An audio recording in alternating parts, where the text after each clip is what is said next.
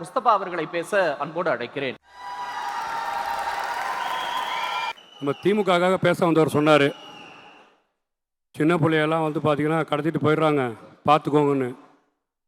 தமிழ்நாட்டுக்கு வரவங்களாம் பார்த்து வாங்க, கிட்னியை கடத்திட்டு போயிடுறாங்க.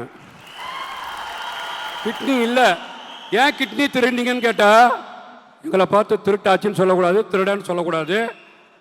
நாங்கள் வந்து எல்லாத்துக்கும் வந்து நல்ல பேர் வைப்போம், மாற்றுத்திறனாளிகள். ஆனால் அவங்களுக்கு ஒன்றும் பண்ண மாட்டோம். அந்த மாதிரி பேர் நல்ல பேர் வைப்போம்ல.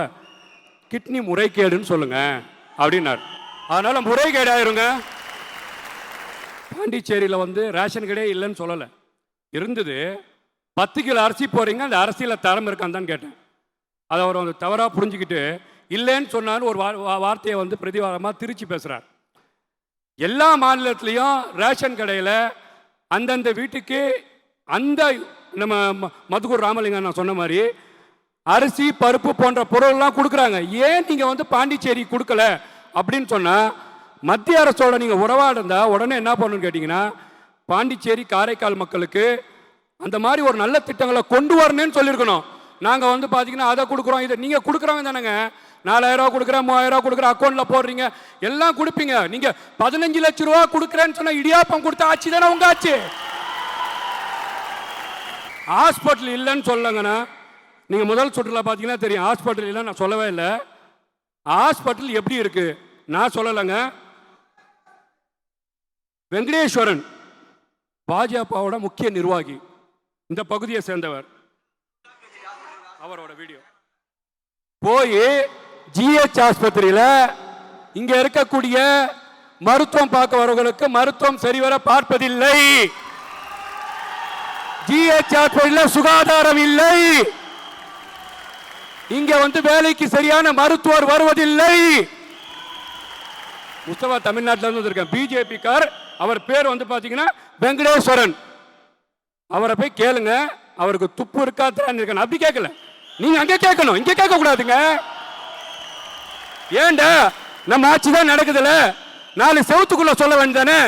ஏன் வெட்ட வளர்ச்சி கொண்டு வர நீங்க வந்து கேளுங்க.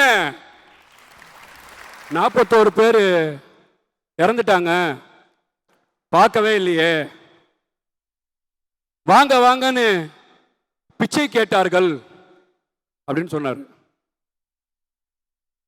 தம்பி விஜய் அவர்கள், தமிழக வெற்றி கழகத்தில் விஜய் அவர்கள், நீங்க பாதுகாப்பா இருக்க வேணும்னா, நான் வந்து பாத்தீங்கன்னா உண்மையை மதிக்கக்கூடியவர், காங்கிரசின் மகள், நாட்டோட கவர்னர். அவங்க சொன்னது இங்க வந்தா நம்ம வந்து பாத்தீங்கன்னா பாதுகாப்பா இருக்கணும்னு சொல்லி யாரு கூப்பிட்டுக்கிட்டே இருந்தது. அந்த அறிவை கொஞ்சம் இப்போ எடுத்துட்டு போய் மரியாதைக்குரிய நயினா நாகேந்திரன் அவர்களுக்கும் அண்ணாமலையும் கொடுத்து தமிழ்நாட்டில் தனியா நின்று ஜெயிக்க முடியுமான்னு தமிழக சவுந்தரராஜன் அவர்களுக்கு வீக வகுப்பு கொடுக்க சொல்லுங்க. நான் சொல்றோம், புரியுதா? யார் கூப்பிட்டா நீங்க விஜய் வரணும், விஜய் நாங்க கூப்பிடலையே, நாங்க சொன்னோமா? நீங்க பேசிக்கிட்டீங்க. அதிமுக இங்க போய் விஜயோட சேரப்போது 80 சீட்டு, துணை முதலமைச்சர், பவன் கல்யாண், அப்படி செஞ்சிருவாரு, இப்படி செஞ்சிருவாரு. அதான் சொல்றாரு, நீங்க எங்க படத்தை தடுத்தாலும் சரி, நீங்க சிபிஐல உருட்டினாலும் சரி, இந்த முகம் ஆர்எஸ்எஸ்க்கும் பாஜகவுக்கும் பயப்படுற முகம் கிடையாது. பாஜகவுக்கும் ஆர்எஸ்எஸ்க்கும் பயப்படாத முகம் இந்த முகம்னு விஜய் சொல்லி இருக்காரா? தாமரையில தண்ணியே ஒட்டாது, மோடிஜி எங்க அலர்ஜின்னு சொன்னார். விஜய் தானே சொன்னாரு. மதுரை மாநாட்டில் சொன்னாரு, மோடிஜி அலர்ஜிஜி, தமிழ்நாட்டில் தாமரையில கூட தண்ணி ஒட்டாது. 1.5 வருஷம். இது நீங்க 1 மணி நேரத்துக்கு ஒருக்க சொல்லிட்டே இருக்கணுமா? எப்படி சார், எப்படி சார்? 41 பேர் இறந்துட்டாங்க.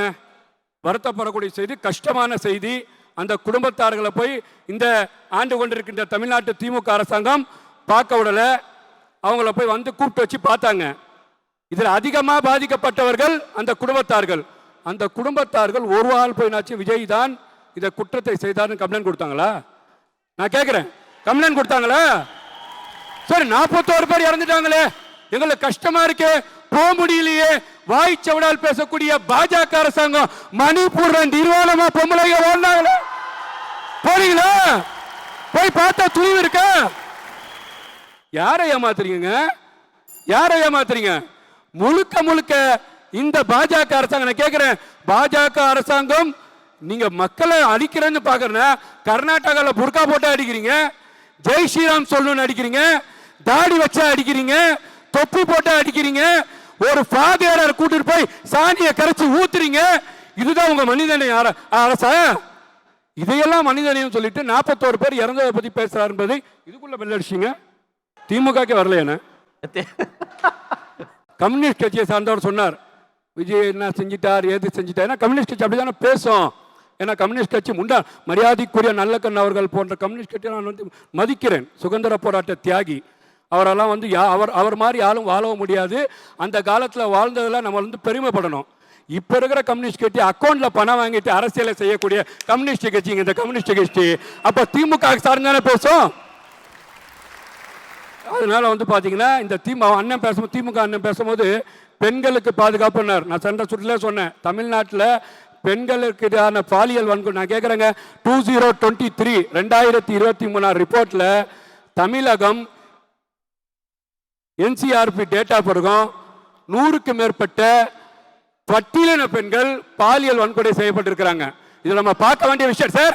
டேட்டா சார், நீங்க பாருங்க, நீங்க வந்து பாருங்க, நீங்க எடுத்து பாருங்க சார், எடுத்து பாருங்க. இது பாதிக்கப்பட்டிருக்கிறாங்க. இதுல இன்னும் பார்க்கக்கூடிய முக்கியமான செய்தி என்னன்னு கேட்டீங்கன்னா, உத்தரப்பிரதேசல கூட அந்த பாதிக்கப்பட்ட பட்டியலின மக்களுக்கு யார் அந்த தவறுகளை செய்தார்களோ தண்டனை வாங்கி கொடுத்திருக்காங்க. ஆனா தமிழ்நாட்டில் தண்டனை வாங்காம அதை வந்து பொறுமையா சாதிச்சிருக்கக்கூடிய அரசாங்கம் தான் இன்னைக்கு பெண்களின் பாதுகாப்பு அரசா திராவிட மாடல் அரசுன்னு சொல்றாங்க.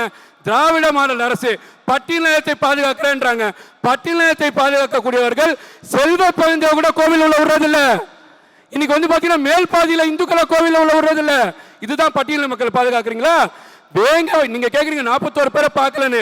வேங்க வயல மனுஷன் வந்து பாத்தீங்கன்னா குடிக்கிற தண்ணியில மனுஷ கழுத்தை கழுவுனீங்க. நாட்டோட முதலமைச்சர் போய் பார்த்தாரா?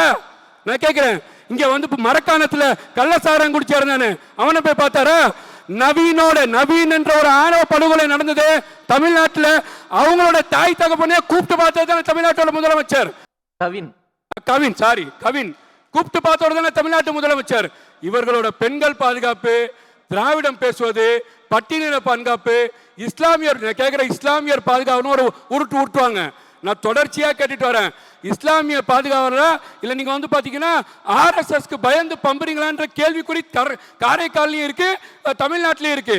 தமிழ்நாட்டில் மத கலவரத்தை தூண்ண மதுரை ஆதீனம் தொப்பி போட்டு தாடி வச்சு ஜிப்பா போட்டு எங்களை கொல்ல வந்தார் சொன்னவர் மீது திமுக அரசாங்கம் நம்ம பேசியிருந்த ஐபிசி குண்டாசு மதுரை ஆதீனம் ஒரு குண்டூசி தட்டுதா?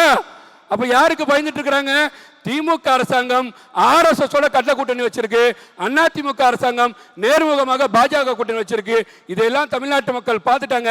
2026 தேர்தலில் கண்டிப்பாக ஆட்சி மாற்றம் அரையணை ஏற போவது தமிழகத்தின் வெற்றிகளின் தலைவர் விஜய் விஜய் விஜய் என்று சொல்லி வாய்ப்பளித்த அனைத்து மக்களுக்கும் நன்றி கூடி விடைபெறுகிறேன். நன்றி, வணக்கம். நன்றி முஸ்தபா.